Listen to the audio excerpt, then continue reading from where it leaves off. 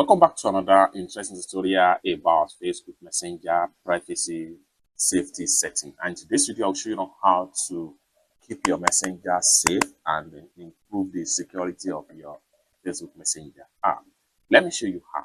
The very first thing you want to do is to go ahead and open up your Messenger. After you open up your Messenger, go ahead and click on this three slider from the top corner.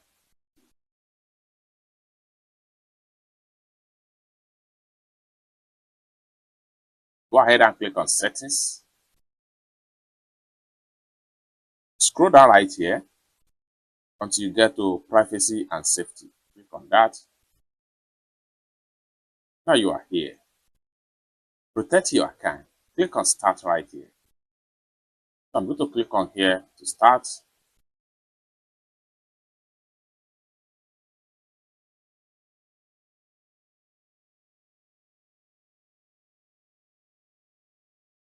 One action to complete. Go ahead and click on here.